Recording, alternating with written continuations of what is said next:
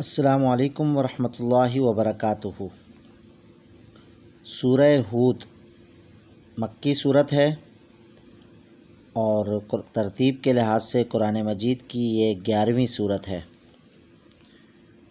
اس صورت کے مضمون پر غور کرنے سے ایسا محسوس ہوتا ہے کہ یہ اسی دور میں نازل ہوئی ہوگی جس میں سورہ یونس نازل ہوئی تھی۔ بعید نہیں کہ یہ اس کے ساتھ متصلاً ہی نازل ہوئی ہو، کیونکہ موضوع تقریر وہی ہے مگر تنبیہ کا انداز اس سے زیادہ سخت ہے۔ حدیث میں آتا ہے کہ حضرت ابوبکر صدیق رضی اللہ تعالیٰ عنہ نے نبی اکرم صلی اللہ علیہ وآلہ وسلم سے عرض کیا کہ میں دیکھتا ہوں کہ آپ صلی اللہ علیہ وسلم بوڑھے ہوتے جا رہے ہیں، اس کی کیا وجہ ہے؟ جواب میں حضور صلی اللہ علیہ وآلہ وسلم نے فرمایا کہ مجھ کو سورہ ہود اور اس کی ہم مضمون صورتوں نے بوڑھا کر دیا ہے۔ اس سے اندازہ ہوتا ہے کہ نبی صلی اللہ علیہ وسلم کے لیے وہ زمانہ کیسا سخت ہوگا، جب کہ ایک طرف کفار قریش اپنے تمام ہتھیاروں سے اس دعوت کو کچل دینے کی کوشش کر رہے تھے اور دوسری طرف اللہ تعالیٰ کی طرف سے پے در پہ تنبیہات نازل ہو رہی تھیں۔ ان حالات میں آپ کو ہر وقت یہ اندیشہ گھلائے دیتا ہوگا کہیں اللہ کی دی ہوئی مہلت ختم نہ ہو جائے اور وہ آخری ساتھ نہ آ جائے جب کہ اللہ تعالیٰ کسی قوم کو عذاب میں پکڑ لینے کا فیصلہ فرما دیتا ہے۔ فی الواقع اس صورت کو پڑھتے ہوئے ایسا محسوس ہوتا ہے جیسے ایک سیلاب کا بند ٹوٹنے کو ہے اور اس غافل آبادی کا جو اس سیلاب کی زد میں آنے والی ہے آخری تنبیہ کی جا رہی ہے۔ موضوع اور مباحث۔ سورہ ہود کے موضوع اور مباحث۔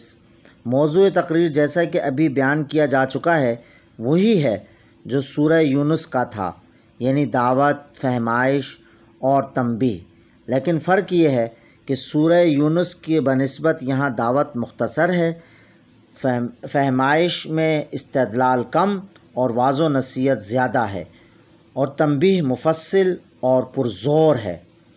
دعوت یہ ہے کہ پیغمبر کی بات مانو، شرک سے باز آ جاؤ، سب کی بندگی چھوڑ کر اللہ کی بندے بنو اور اپنی دنیاوی زندگی کا سارا نظام آخرت کی جواب دہی کے احساس پر قائم کرو۔ فہمائش یہ ہے کہ حیات دنیا کے ظاہری پہلو پر اعتماد کر کے جن قوموں نے اللہ کے رسولوں کی دعوت کو ٹھکرایا ہے وہ اس سے پہلے نہایت برا انجام دیکھ چکی ہیں۔ اب کیا ضرور ہے کہ تم بھی اسی راہ چلو جسے تاریخ کے مسلسل تجربات قطعی طور پر تباہی کی راہ ثابت کر چکے ہیں۔ تنبیہ یہ ہے کہ عذاب کے آنے میں جو تاخیر ہو رہی ہے یہ دراصل ایک مہلت ہے جو اللہ اپنے فضل سے تمہیں عطا کر رہا ہے۔ اس مہلت کا انداز کے اندر اگر تم نہ سنبھلے تو وہ عذاب آئے گا جو کسی کے ٹالے نہ ٹل سکے گا اور اہل ایمان کی مٹھی بھر جماعت کو چھوڑ کر تمہاری ساری قوم کو صفحہ ہستی سے مٹا دے گا۔ اس مضمون کو ادا کرنے کے لیے براہ راست خطاب کی بنسبت قوم نوح، عاد، سمود، قوم لوط، اصحاب مدین اور قوم فرعون کے قصوں سے زیادہ کام لیا گیا ہے۔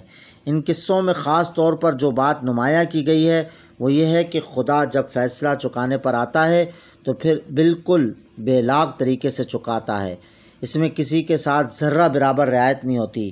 اس وقت یہ نہیں دیکھا جاتا کہ کون کس کا بیٹا اور کس کا عزیز ہے، رحمت صرف اس کے حصے میں آتی ہے جو راہ راست پر آ گیا ہو، ورنہ خدا کے غضب سے کسی پیغمبر کا بیٹا بچتا ہے اور نہ کسی پیغمبر کی بیوی۔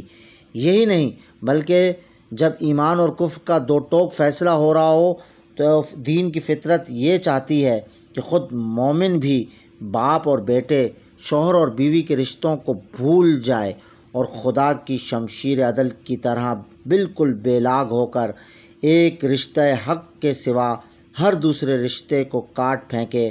ایسے موقع پر خون اور نسب کی رشتہ داریوں کا ذرہ برابر لحاظ کر جانا اسلام کی روح کے خلاف ہے۔ یہی وہ تعلیم تھی جس کا پورا مظاہرہ 3-4 سال بعد مکہ کے مہاجر مسلمانوں نے جنگ بدر میں کر کے دکھایا۔